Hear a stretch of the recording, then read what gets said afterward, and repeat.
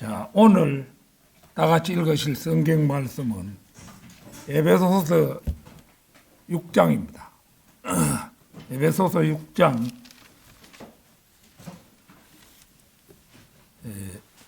13절에서 18절까지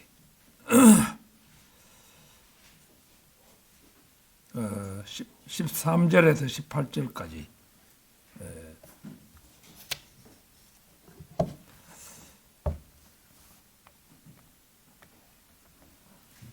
다 찾으신 줄 알고 받들어 읽겠습니다.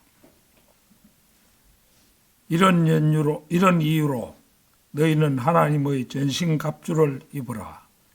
이는 너희가 모든 일을 수행한 후에도 서 있게 하려 함이요 악한 날에 능히 견디어낼 수 있게 하려 함이라. 그러므로 진리로 너희 허리를 동여매고 서 있으라. 그리고 의의 흉갑을 입으라. 또 너희 발에는 화평의 복음을 예비한 것으로 신을 신으라. 무엇보다도 믿음의 방패를 붙들라. 그것으로 너희는 사악한 자에 의하여 쏘아진 불화살들을 모두 끌 수 있으리라. 그리고 구원의 투구와 성령님의 금, 곧 하나님의 말씀을 붙들라.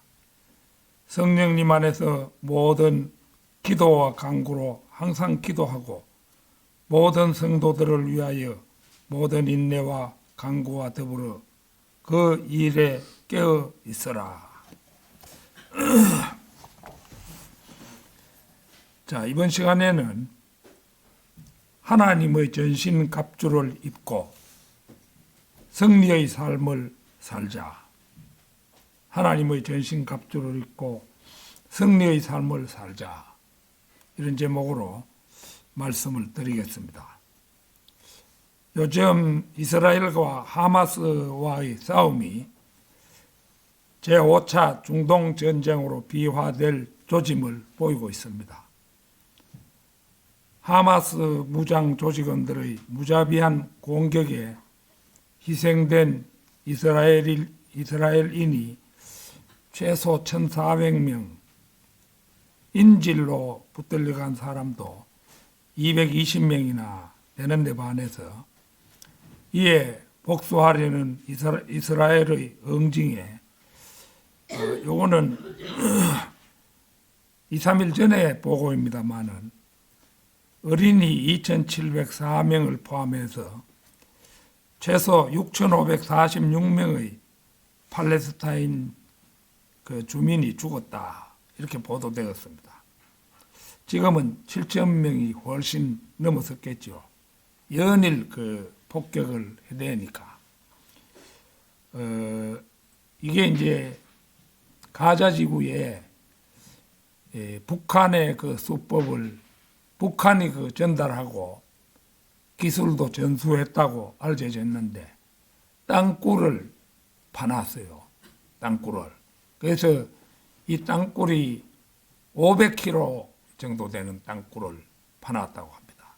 그러니까 여기에 응가하면은 위에 건물 다 부서져도 하마스 대원들은 거의 죽지 않습니다. 그래서 주민들이 많이 다칠 수밖에 없죠.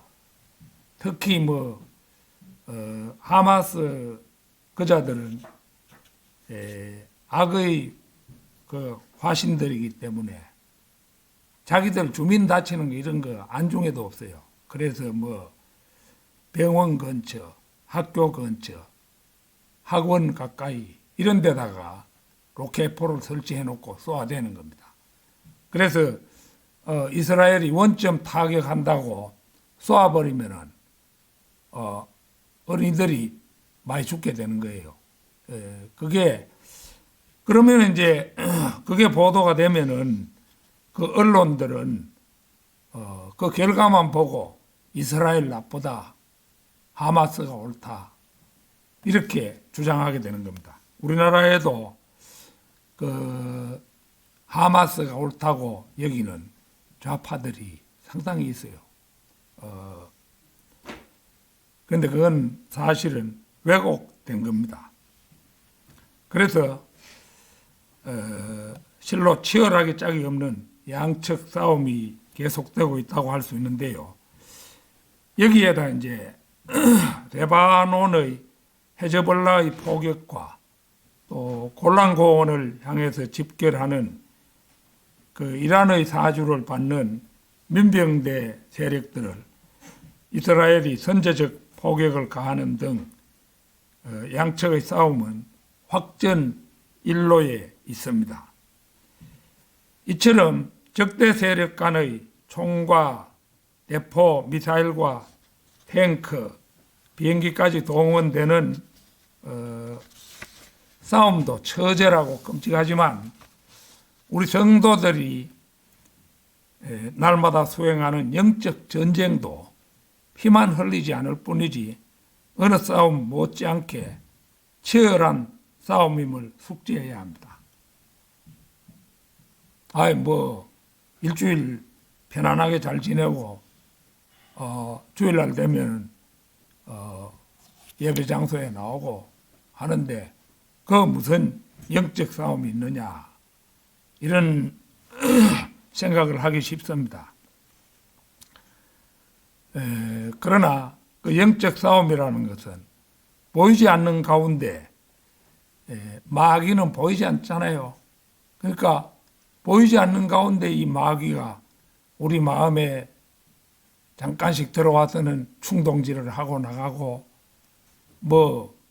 이렇기 때문에 그 전혀 영적 전쟁을 하는 그런 그 둔감한 사람은 그걸 느끼지도 못합니다. 그런데 이제 예민한 사람들은 느끼지요.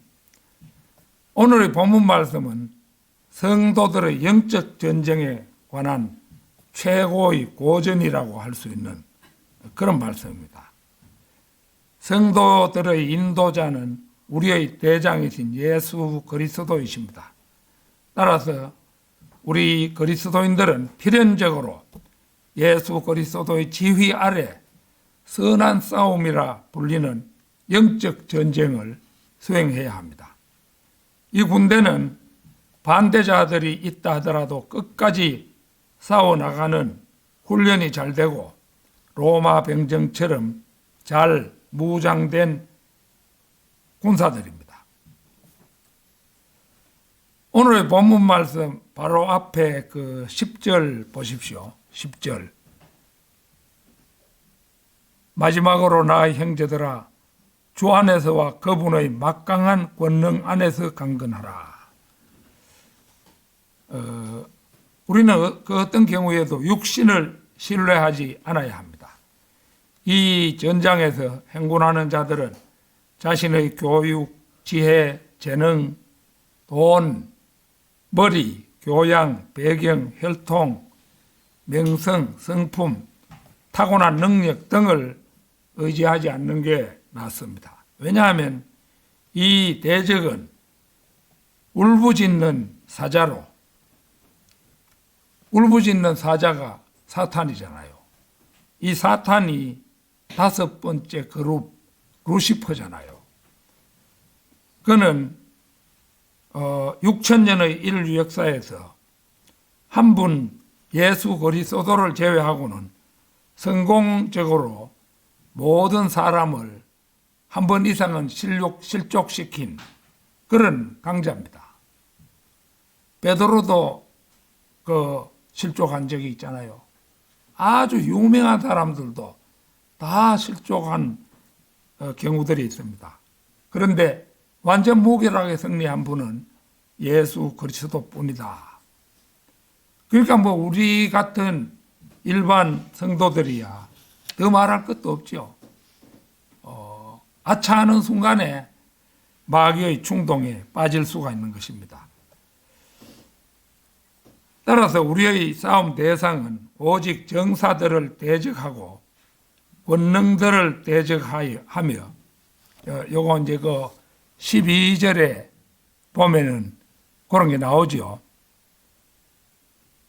이는 우리가 혈과 육을 대적하여 맞붙어 싸우는 것이 아니요 오직 정사들을 대적하고 권능들을 대적하며 이 세상 어두움의 주관자들을 대적하고 높은 곳돌에 있는 영적 사악함을 대적하여 맞붙어 싸우기 때문이라. 그래서 이 사실을 우리는 명심하고 있어야 합니다. 성경에서 보면은 기도원의 300명 용사가 사사기에 나오지요. 이 300명 용사들은 당금, 도끼, 삽 등의 그 원시적인 무기는 물론이고 현대전의 그 어떤 무기도 갖추지 않았습니다. 다만 고린도후서 10장 4절 말씀처럼 하나님을 통해 막강하여 강한 요새들을 무너뜨리는 능력을 힘입었을 뿐입니다. 기도원 300명 용사들이 미디안 사람들을 칼을 들고 일일이 죽였다더니 나중에 추격할 때는 그렇게도 했지만은 대군을 그대로 무너뜨렸을 때는 그건 하나님께서 싸우신 것이지 그들 자신이 싸운 것이 아니었죠. 그래서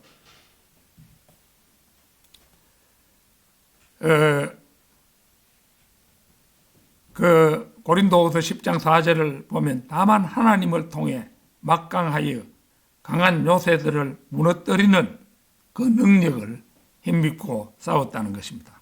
그러니까 우리도 그 예수 그리스도의 그 권능 안에서 결국은 싸워야 되는 거죠.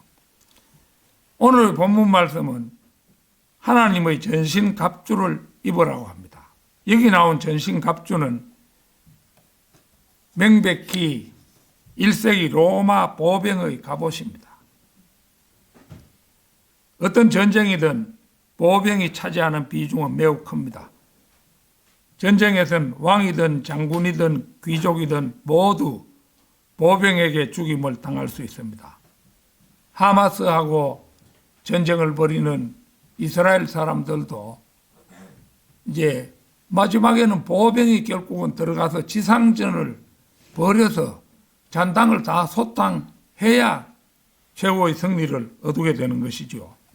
그래서 전쟁에서는 왕이든 장군이든 귀족이든 모두 보병에게 죽임을 당할 수 있습니다.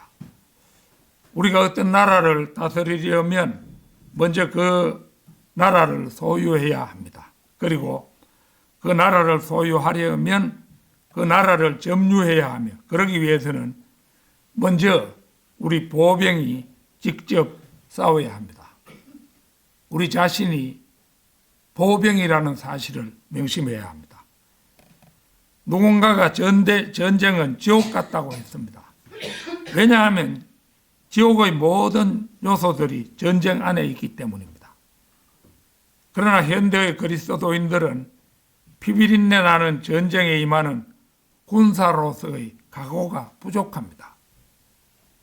그들은 자신이 그리스도의 군사라는 찬송가를 부를 때도 그 가사가 무엇을 의미하는지 대개는 옳게 자각하지도 못합니다. 가령 우리가 64장 이런 거 찬송 부를 때 그저 건성으로 따라 부르기가 쉽습니다. 사실은 영적 전쟁이 치열하기 때문에 이 마틴 루터가 그 찬송가를 작사 작곡한 거잖아요. 로마 보병의 전신갑주는 허리띠, 흉배, 군화, 방패, 투구, 칼, 정강이 바지 등 7가지로 이루어져 있습니다.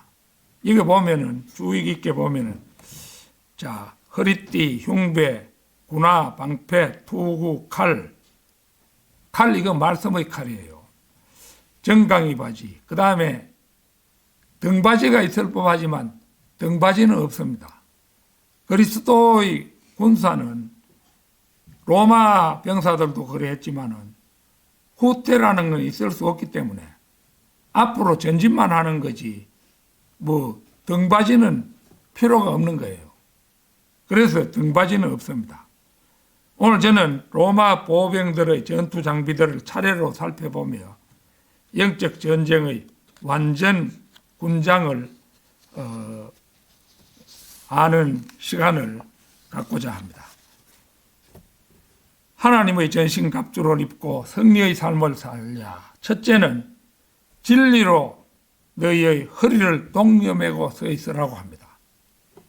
진리가 무엇입니까? 성경 말씀이잖아요. 우리가 가지고 있는 성경 말씀이 진리입니다. 진리로 너희의 허리를 동여매고 서 있으라 이렇게 합니다.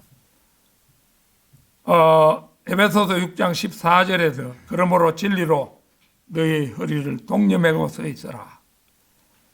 사람의 힘은 바로 허리에 있으며 종들도 주인을 섬기기 위해서는 허리띠를 졸라매야 합니다.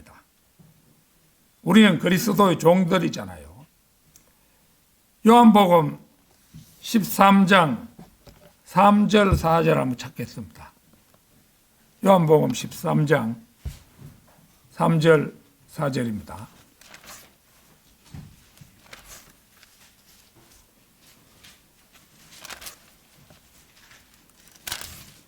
(13장 3절 4절) 예수님께서는 아버지께서 모든 것들을 자신의 두 손 안에 주신 것과 자신이 하나님께로부터 왔다가 하나님께로 가는 것을 아셨기에 친히 만찬 자리에서 일어나셔서 자신의 의복들을 한쪽으로 놓으시고 수건 하나를 가져다가 스스로 허리에 두르셨더라. 주 예수 그리스도께서는 하나님이셨지만 하나님으로서의 존귀하신 신분은 마치 의복처럼 한쪽으로 벗어놓으시고 또 말씀에 보면은 자신의 의복들을 한쪽으로 놓으시고 이렇게 했잖아요. 그러니까 존귀하신 신분을 벗어났다 이 말입니다. 흡사 한 집안의 노예처럼 종의 신분을 허리에 두르신 것입니다. 빌립보서 2장 5절에서 빌립보서 2장 5절에서 8절 보겠습니다. 너희 안에 이 생각이 있게 하라. 이 생각은 그리스도 예수 안에도 있었느니라. 그분께서는 하나님의 형체로 계시기에 하나님과 동등하게 되는 것을 강탈하는 것으로 생각하지 않으셨느니라. 그러나 스스로 이름 없이 되셨으며 자신 위에 종의 형체를 취하셨고 하나님과 같은 모습이 되셨느니라. 그리고 사람과 같은 모양새로 발견되시어 그분께서는 스스로를 겸손하게 하셨고 죽음 곧 십자가의 죽음에 이르기까지 순종하셨느니라. 너희 안에 이 생각이 있게 하라. 이 생각은 그리스도 예수 안에도 있었느니라. 이 생각은 예수 그리스도의 섬김과 순종에 대한 자세를 가리킵니다. 바울이 고린도전서 2장 16절에서 우리는 그리스도의 생각을 소유하고 있느니라고 한 것이 바로 이것입니다. 그분께서는 이거 장 빌립보서의 말씀을 잠시 설명하는 겁니다. 그분께서는 하나님의 형체로 계시기에 하나님과 동등하게 되는 것을 강탈하는 것으로 생각하지 않으셨느니라. 그리스도께서는 하나님의 형체이실 뿐만 아니라 하나님의 형상입니다. 그분은 하나님과 동등하실 뿐 아니라 하나님과 같은 호칭, 예수님은 하나님이시잖아요. 같은 능력, 죽은 사람도 살릴 수 있는 또 우주를 창조할 수 있는 능력 가지고 계시잖아요. 같은 속성, 같은 권위, 같은 성품을 가지셨습니다. 그분은 육체로 나타난 하나님이셨고 그분은 하나님의 피를 가지고 육체를 입으셨습니다. 그리스도께서는 한 번도 자신을 하나님으로 경배하는 자들을 머뭇거리게 하지 않으셨으며, 우리가 이제 잘 알지 못하는 사람들은 여인들이 하나님께 경배하고 이럴 때, 전 예수님도 좀 겸손하시지 왜 그래 뻣뻣하게 서가지고 여인들의 그 경배를 받으셨는가, 이렇게 생각하는 사람도 있을 겁니다. 그런데 그분은 하나님이시에요. 그러니까 경배를 받으시기에 합당했기 때문에 그 말리지 않은 것이에요. 기꺼이 받으신 겁니다. 알파와 오메가로 시작과 끝으로 사람들이 그를 경배하기를 멈추라고 하지 않으셨습니다.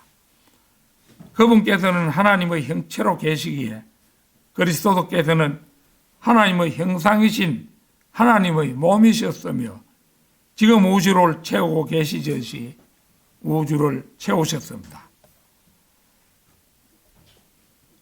그러나 스스로 이름 없이 되셨으며 자신 위에 종의 형체를 취하셨고 사람들과 같은 모습이 되셨느니라. 빌립보서 2장 7절이죠.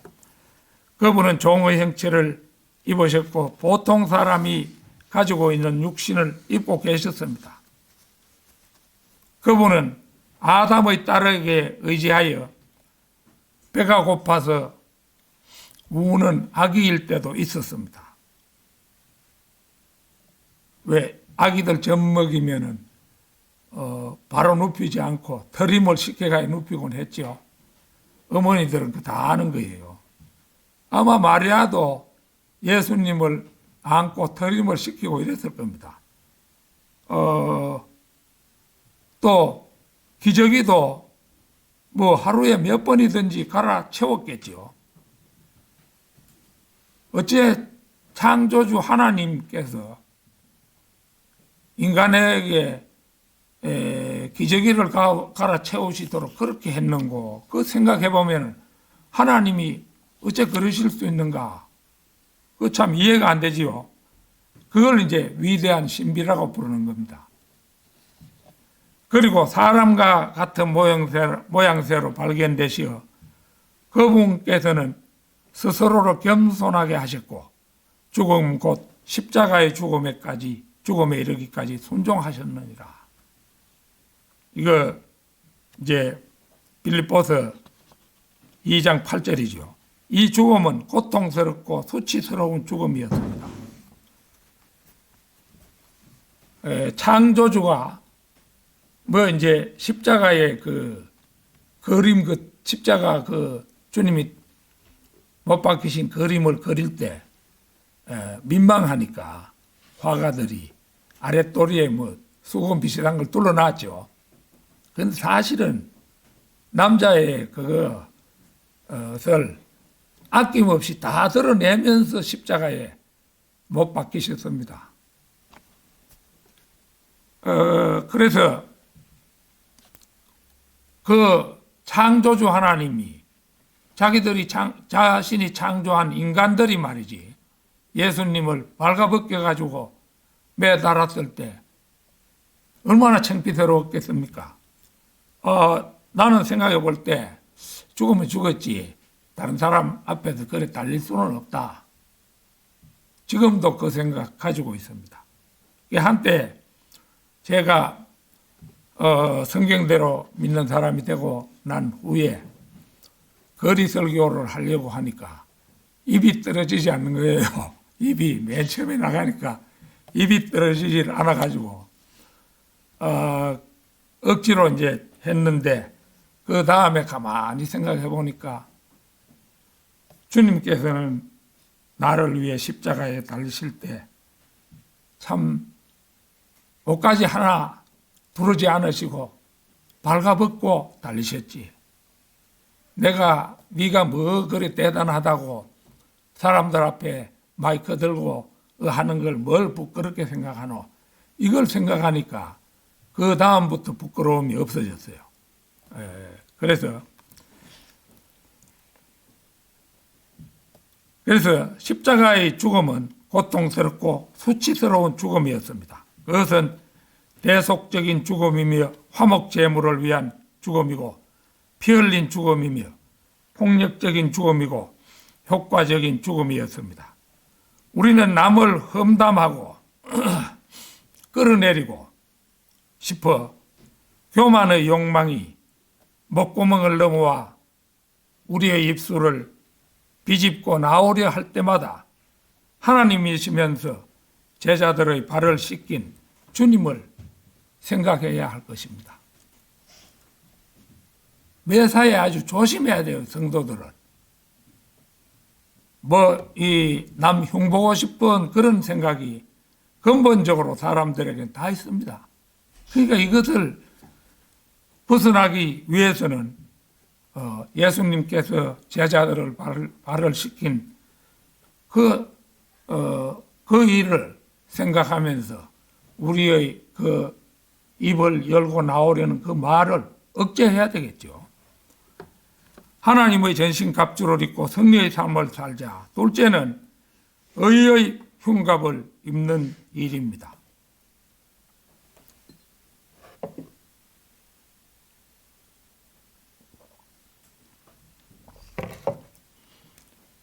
흉갑은 가슴 부위를 보호하는 금속재, 갑옷을 의미합니다. 이 가슴 속에 우리가 가슴을 이렇게 만져보면 갈빗대들이 있지요, 쭉. 갈빗대 이거 뭐 때문에 있겠습니까? 자빠지더라도 내장에 어떤 손실을 입지 않기 위해서 간 같은 게 이런 게 보호되도록 하기 위해서 하나님께서 갈빗대를 창조해 놓으셨잖아요. 그런데 중요한 것은 이제 제일 중요한 것은 머리지만은 가슴 속의 것들도 머리 다음으로 소중한 거예요. 그래서 이제 옛날에 사람들도 전장에 나갈 때 가슴 부위를 보호하는 금속재 갑옷을 입었어요. 이게 흉갑입니다. 금속재 갑옷. 여기 딱 되는 그 갑옷을 입었어요. 그래서 여기서 말하는 의의 흉갑은 예수 그리스도로 말미암은 성도 개개인의 의를 말합니다. 즉 구원받은 그리스도인들에게 이미 하나님께서 주신 의 위에다 실천적인 명령들을 행하는 것을 의의 흉갑을 입는다고 말한 것입니다. 성도들은 하나님의 의를 가지고 있으나 이제는 전투에 임하기 위해 그 의를 가슴에 붙여야 합니다. 로마서 10장 1절에서 3절 한번 찾겠습니다.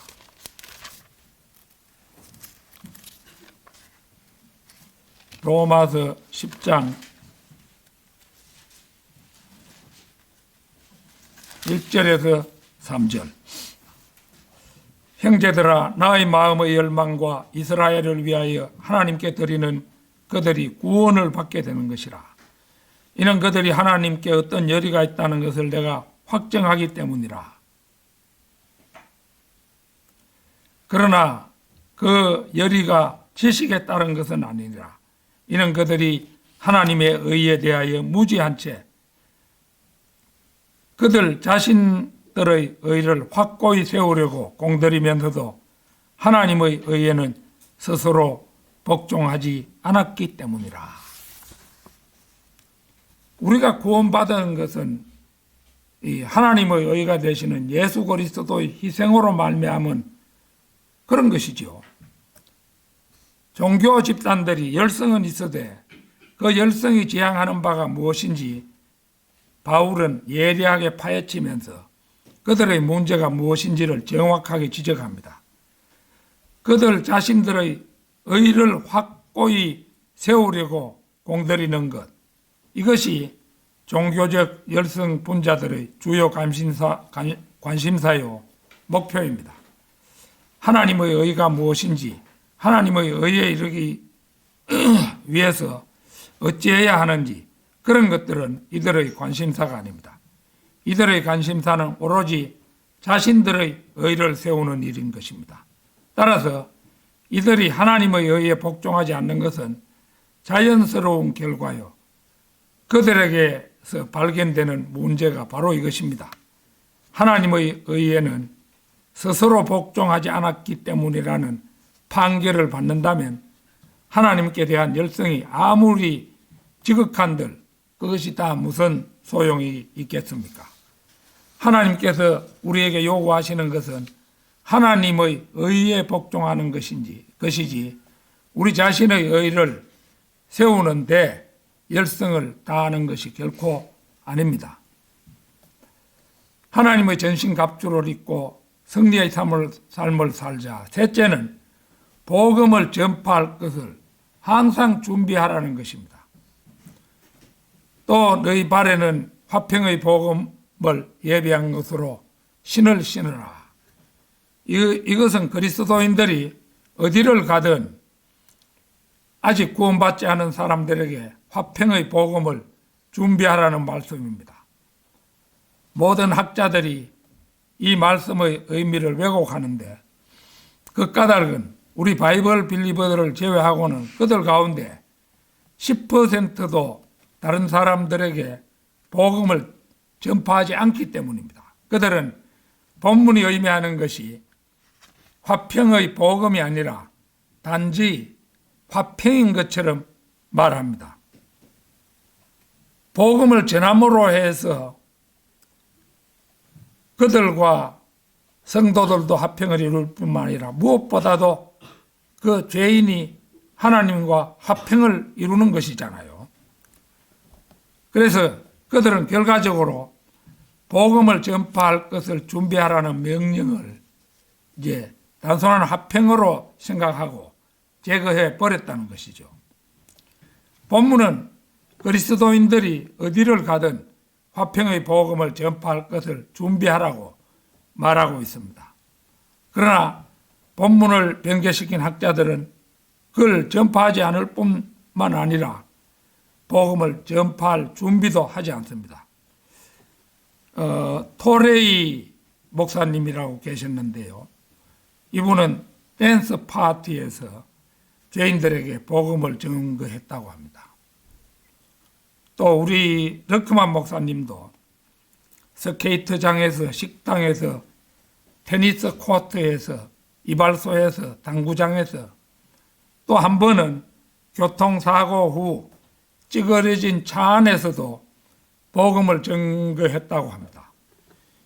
이쯤 되면 이분들은 가히 복음에 관한 한 전천후의 용사들이라고 할 수 있을 것입니다. 물론 토레이 목사나 르크만 목사님도 화평의 복음에 열심이었을 뿐만 아니라 교회 안의 믿는 교우들과도 다정다감한 화평의 사람이었습니다. 그러나 간혹 보면은 이것은 그 일반 성경대로 믿는 사람들의 교회에서 제가 여러 번 봐온 일입니다. 그 화평의 복음을 전하는 데는 더없이 열심이면서도 교회 안의 크고 작은 일에 트러블 메이커가 되는 사람도 적지 않습니다. 트러블 메이커, 분규의 원인이 되는 사람. 르크만 목사님도 말씀하셨어요. 자신이 사역을 해보면 가장 자신의 사역을 방해하는 사람은 갓 구원받은 사람이 아니고 구원받은 지 오래된 사람들이 방해를 한다는 거예요. 그게 가장 대표적인 방해꾼들이라 이거죠. 그래서 우리가 보통의 경우 이런 것이 말로서 이루어지는 경우가 많습니다. 그래서 우리 조상들도 옛날에 이 말에는 굉장히 신경을 기울였음을 보여주는 것이 그 고시조가 있습니다. 청구영언이라는 고시조 모음집에는 무명시의 시조 한 편이 전하고 있는데요. 말하기 좋다 하고 남의 말을 하는 것이, 남의 말 내 하면 남도 내 말 하는 것이, 말로써 말이 많으니 말 많을까 하노라. 참으로 쉬운 말로 잘 지은 시조작품이죠. 우리 조상들이 살았던 조선시대에도 우리 조상들은 말을 옮기는 것이 항상 평지풍파의 원인이 되는 것을 잘 알고 있었던 듯합니다. 우리 바이블 빌리버들은 매일매일 잠자리에 들기 전에 오늘 나는 들은 말을 남에게 옮기지 않았는가? 오늘 나는 행여라도 남의 험담을 늘어놓지는 않았는가? 반드시 돌아보고 만에 하나라도 그런 일이 있다면 하나님 앞에 정중히 사죄해야 할 것입니다. 하나님께는 그냥 하나님 제가 말조심을 또 못했습니다. 용서해 주세요 하면 하나님께 그대로 용서되는 거죠. 하나님의 전신갑주를 입고 승리의 삶을 살자. 넷째는 나라드는 여러 불화살을 끌 수 있는 것은 믿음의 방패라는 것입니다.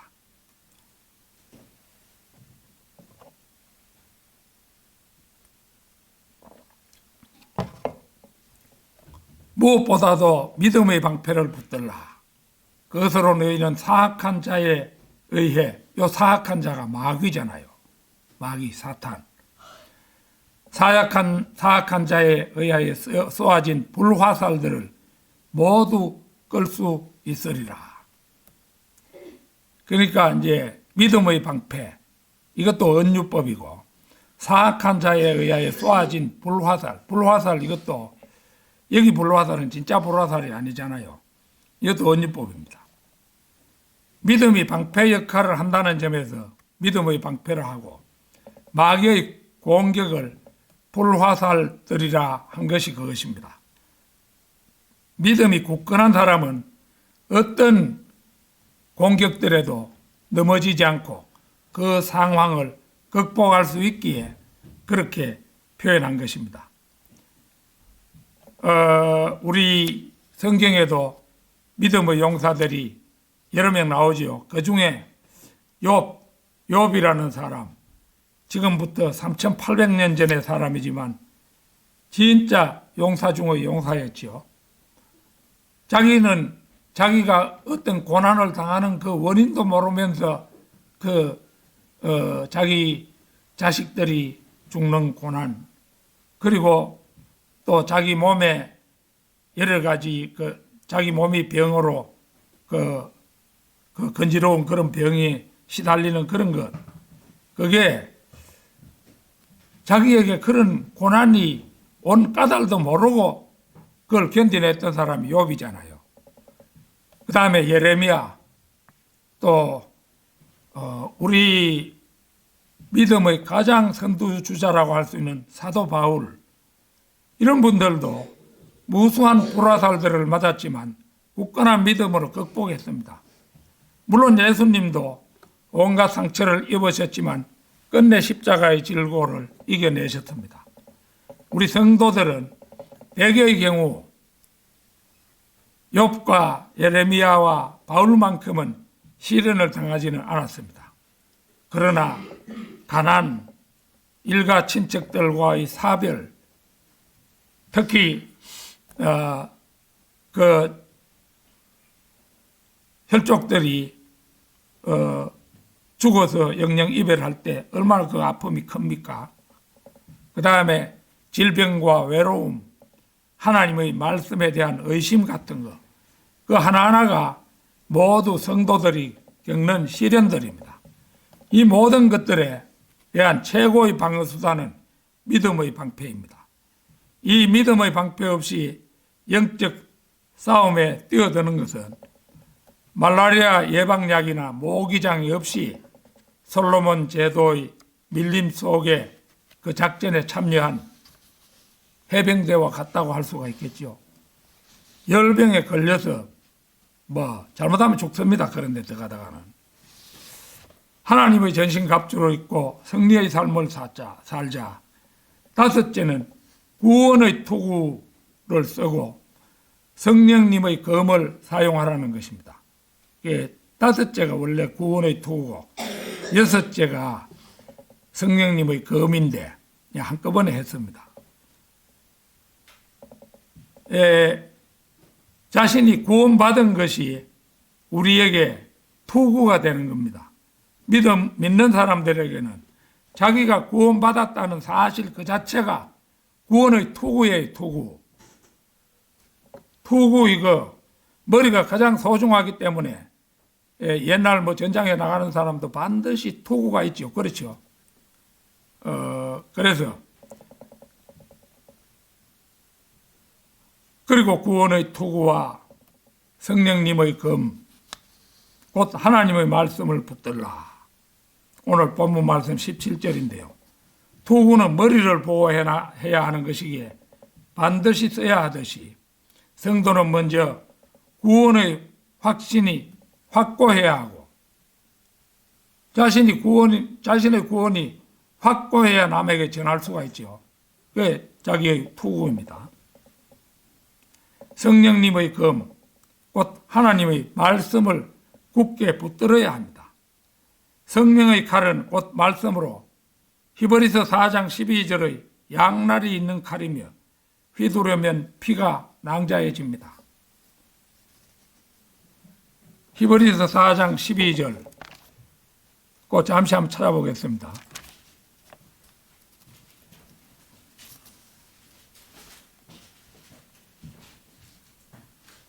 이는 하나님의 말씀은 살아있고 권능이 있으며 그 어떤 양날검보다 더 예리하여 혼과 영 그리고 관절들과 골수를 찔러 가르기까지 하고 마음속 사고들과 의도들의 분별자이기 때문이라. 말씀의 칼은 이렇게 위대한 것입니다. 만일 매일 성경 말씀을 읽지 않으면 상황에 따른 적절한 칼을 사용할 수가 없습니다. 이 경우는 사무엘상 26장 12절에 보면은요, 이제 거기 이제 사울 왕이 다윗을 추격하기 위해서 이제 병사들을 거느리고 그렇게 이제 다니다가 이제 밤에 잠을 잡니다. 사울 왕이 제일 중간에 눕고 그 주위로 이제 부하들이 눕고 이래가지고 잠자리를 하는데 그 자리에 다윗이 침입했습니다. 침입해가지고 그 사울의 창을 들고 나와버렸죠. 하나님의 기름 부음 받은 종을 자신의 손으로 죽일 수 없다 이래가지고 다윗이 사울의 창을 들고 나왔었습니다. 용사로서 자기 창을 놓친다는 것은 부끄러운 일이죠. 그 말씀을 읽지 않으면 상대방을 상대할 때 그 적절한 말씀을, 적절한 칼을 사용할 수가 없는 거죠. 변개된 말씀의 칼은 플라스틱 칼에 지나지 않습니다. 그러한 칼로는 상대를 죽이거나 굴복시킬 수 없습니다. 사사기 3장에서 이스라엘이 모압 왕 에글론의 압제를 18년 동안 받았을 때 그를 죽이기 위한 용사로는 베냐민족 출신의 그 왼손잡이 에훗이 선발되었습니다. 그가 준비한 무기는 한 큐빗짜리 당금이었는데 오른쪽 넓적다리에 그것을 차고는 웃도리를 내려서 입으면 그 당금이 보이지 않겠죠. 이렇게 차고 가가지고 이제 예물을 들고 가서 에글론에게 바치고 돌아와다가 다시 이제 돌아가가지고 에훗이 긴히 드릴 말씀이 있다고 주위를 물리쳐 주었으면 좋겠다 이렇게 하니까 에글론이 자기 최후의 순간이 다가오는 줄도 모르고 자기 주위에 있는 사람들을 한 사람도 없이 다 물리쳤는 거라요. 그 순간에 이제 에훗이 들어가서 당금을 가지고 배를 찔렀어요. 에글론의 배를. 그러니까 이 칼자루까지 다 들어가 본 거예요. 얼마나 세게 찔렀던지. 칼을 뽑아낼 수도 없었던 겁니다. 그래가지고 그 승리를 거두는 장면이 나왔죠. 그로 해서 80년간 이스라엘이 안식했다. 그 구절이 그 사사기 3장에 나옵니다. 그래서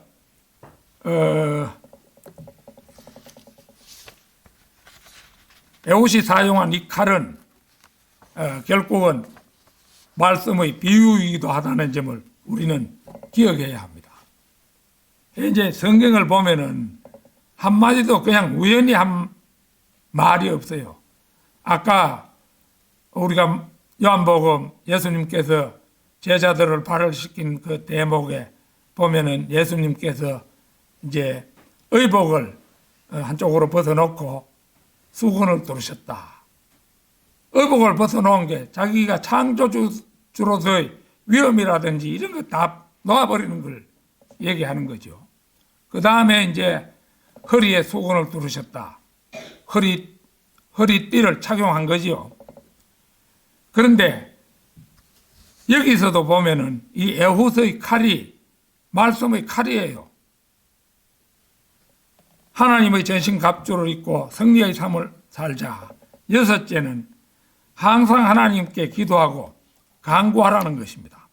성령님 안에서 모든 기도와 간구로 항상 기도하고 모든 성도들을 위하여 모든 인내와 간구와 더불어 그 일에 깨어 있으라.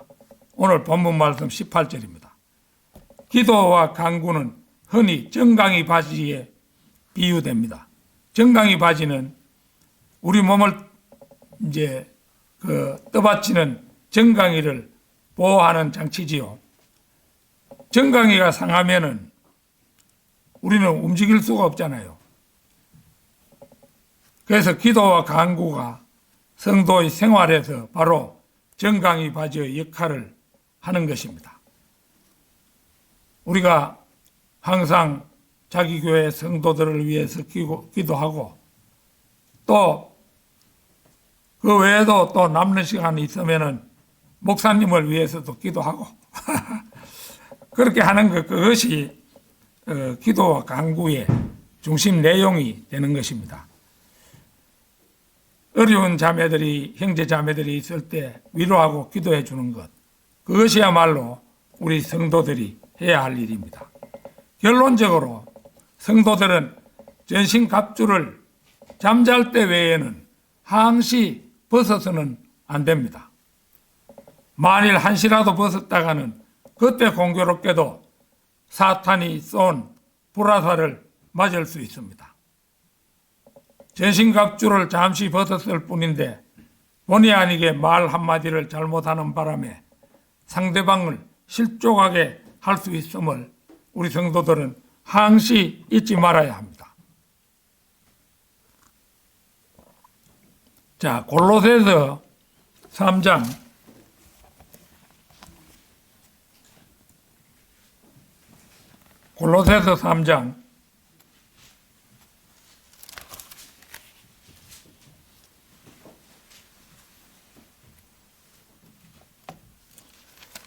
12절 13절 아주 중요한 말씀인데요. 그러므로 거룩하고 사랑받는 하나님께 택함받은 자로서 자비들에서 나오는 인정과 친절과 생각의 겸허함과 온유와 오래 참음을 입어라.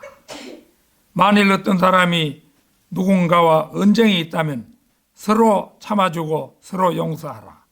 곧 그리스도께서 너희를 용서하신 것 같이 너희 역시 그렇게 행하라. 굉장한 말씀이죠, 이거. 이 대목은 성령께서 인격들, 성품들, 우리가 되어야 할 사람에 대해서 다루고 있지요. 새 사람을 입고 말하자면 거듭난 뒤에 그리스도인은 반드시 새로운 행동들, 그러니까 이건 새로운 성품을 입어야 합니다. 거듭나서 하나님께 택함을 받은 믿는 바이블 빌리버가 되었다고 하면서 여전히 다른 사람 앞에서 남을 비방한다면 그는 무늬만 바이블 빌리버이지 새 성품은 조금 더 입지 못한 사람임을 자각해야 합니다. 로마서 16장을 펴겠습니다. 로마서 16장. 제가 요 로마서 16장은 좀 참고하기 위해서 펴는 겁니다. 읽지는 않겠습니다. 펴고 필요한 부분을 성도 여러분께서 찾아보시기 바랍니다.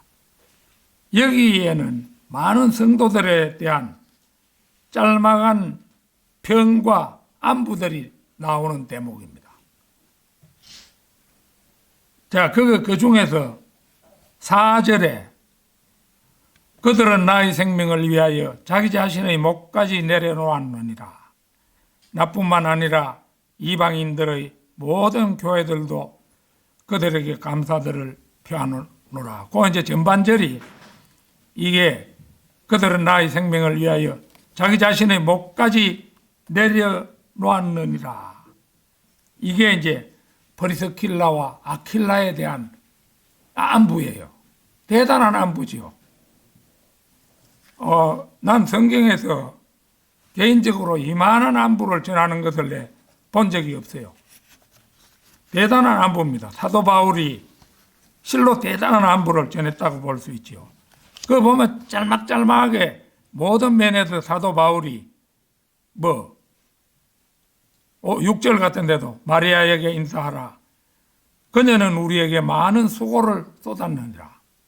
많은 수고를 쏟은 사람이라 이거죠. 또 8절 보세요. 주 안에서 나의 사랑을 받은 자인 암플리아스에게 인사하라. 주 안에서 나의 사랑을 받았다. 대단한 칭찬이죠.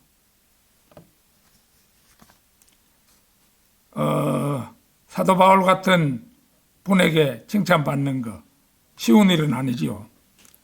자, 그 다음에 13절 한번 보세요. 주 안에서 선택받은 루푸스에게 문안하고 그의 어머니이자 나의 어머니께 문안하라. 여기 보면은 그의 어머니이자 그는 루푸스지요. 나의 어머니, 루푸스의 어머니를 바울이 나의 어머니도 된다고 얘기했어요. 이거 대단한 그 안부라고 할 수 있죠. 자기를 낳은 사람도 아닌데 이 나의 어머니께 문안하라고. 그러니까 이 자매가 얼마나 사도 바울을 참 아들처럼 아끼고 위했는지를 잘 이 말씀이 보여주고 있잖아요. 그러니까 자기 어머니도 아닌데 나의 어머니께 문안하라. 이거 대단한 말이죠. 그래서 오늘 여러분은 만일 사도 바울이 우리 개개인을 잘 알고 있어서 안부를 전했다면 나에 대해서는 과연 무엇이라고 할 것인지 한 번쯤 생각해 보시기를 바랍니다. 아무쪼록 하나님의 전신갑주를 입고 승리의 삶을 사는 여러분이 되시기를 진심으로 바랍니다. 다 같이 기도드리겠습니다.